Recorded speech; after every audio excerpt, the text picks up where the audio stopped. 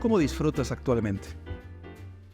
Hola, soy Rodrigo López, este es tu espacio, Sapere Aude, Atrévete a Pensar, y vamos a atrevernos justamente a estar reflexionando de qué forma lo estamos haciendo el día de hoy.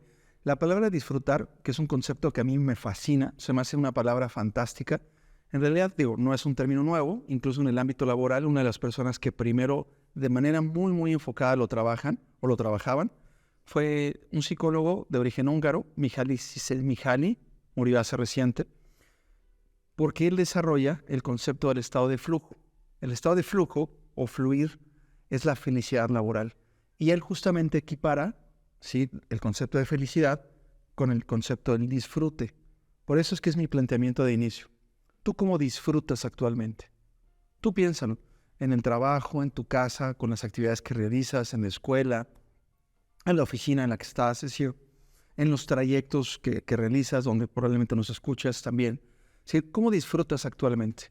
Y me parece que ese es un gran desafío y es un gran planteamiento, porque precisamente, la propuesta de hoy y la intención también de este capítulo es identificar, pues, ciertas estrategias o algunas acciones que podríamos estar realizando de manera, yo le diría, sobre todo muy consciente para alcanzar un resultado que sea más satisfactorio. Esta es la propuesta. Bruce Daisley, un autor británico, cómo disfrutar en el trabajo. Y precisamente de esto vamos a platicar así que durante los siguientes minutos, porque de entrada, como toda estrategia, habría que comenzar haciéndonos un diagnóstico. Yo en este momento, primero, ¿qué tanto disfruto? Y segundo, ¿cómo lo hago?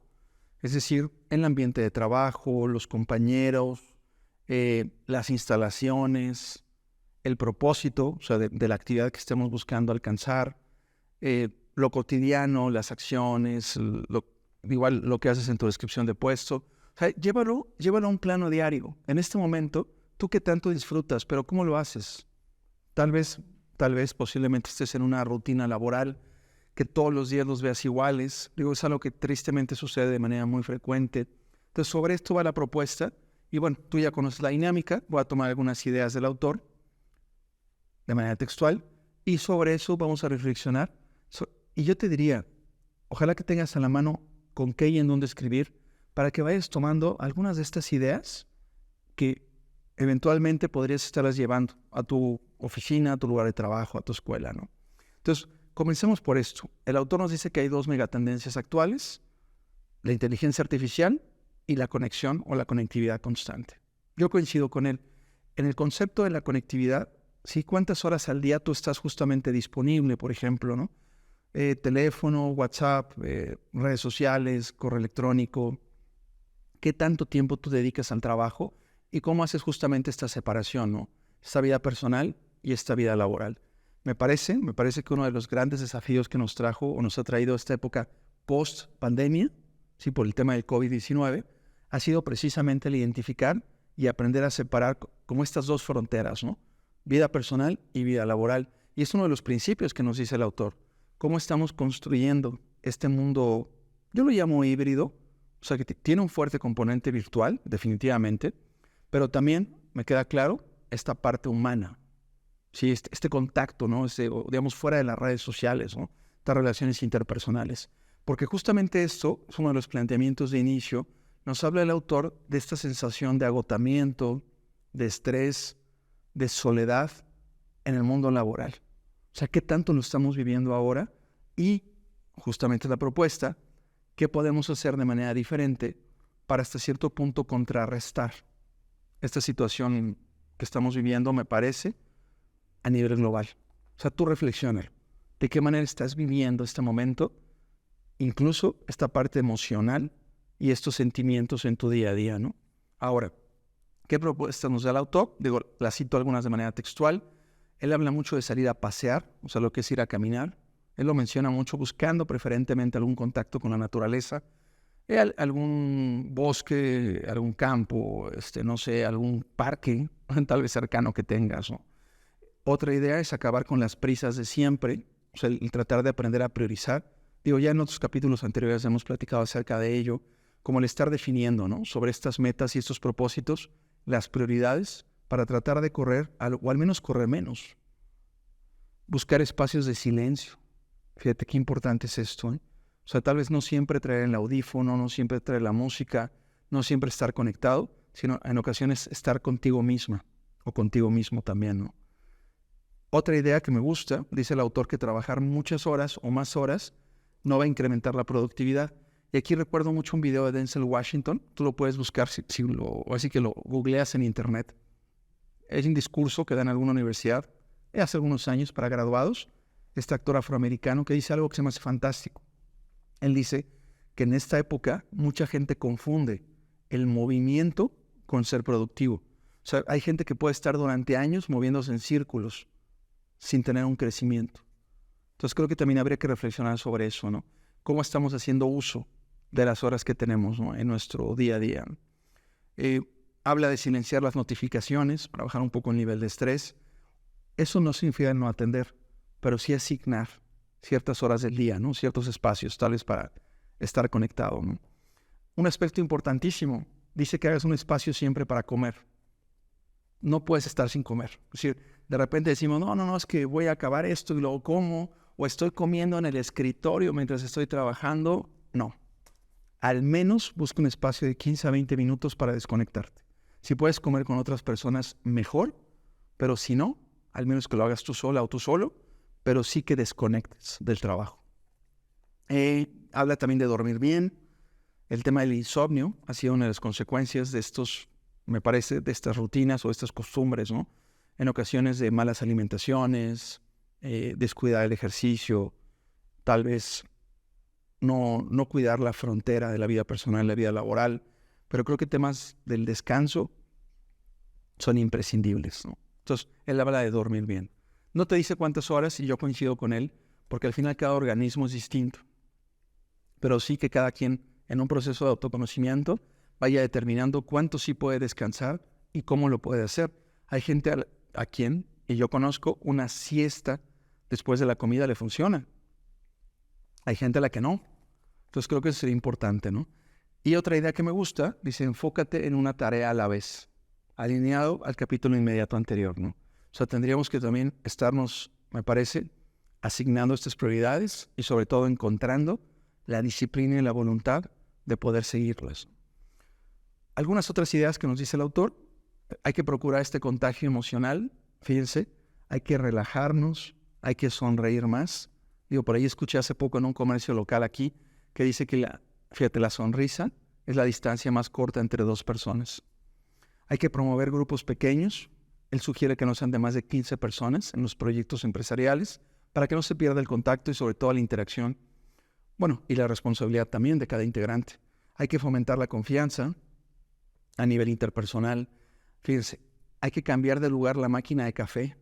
Hay que promover y provocar reuniones también dentro de la jornada laboral, ¿no? O sea, ¿cuántas veces hay ciertos autores que han hablado de que eso es perder el tiempo? Pero no. O sea, definitivamente ciertos periodos de tiempo, digo, evidentemente no va a ser una extensión muy amplia en tu jornada laboral, pero ciertos periodos de tiempo son necesarios para fomentar esta interacción, ¿no? Como platicábamos hace unos minutos acerca de la comida, ¿no? Hay que reducir las reuniones laborales, hay que sernos más productivos, hay que organizar reuniones sociales fuera del trabajo. Fíjate qué propuesta interesante, ¿no? Es decir, hay que buscar ciertos espacios o ciertos pretextos, por ejemplo, no sé, cumpleaños, aniversario de la empresa, tal vez algún evento social de algún trabajador en específico. Es decir, el día de la empresa como un evento institucional, tal vez también podría ser. O sea, hay que buscar el que la gente logre esas conexiones interpersonales también fuera de la oficina, ¿eh? Que a mí se me hace muy interesante. Habla también de ser cada quien un mejor líder, es decir, más comprensiva o comprensivo, más competente, o sea, conociendo más del sector o del negocio, porque al final eso también da confianza. Me parece que el liderazgo, como muchos autores lo han trabajado ya en el pasado, el liderazgo, el primer componente que tiene es que inspire confianza. O sea, eso es lo primero. No es lo único, pero es lo primero, porque inspirando confianza justamente podemos estar construyendo espacios de trabajo mucho más sanos, mucho más productivos y también donde me parece se fomente mucho más un bienestar personal que tenga como impacto una mayor productividad laboral. Otro concepto que menciona el autor que me gusta es el de la seguridad psicológica. O sea, en realidad este concepto no es nuevo, tiene ya algunos años, Pero fíjate muy bien qué significa.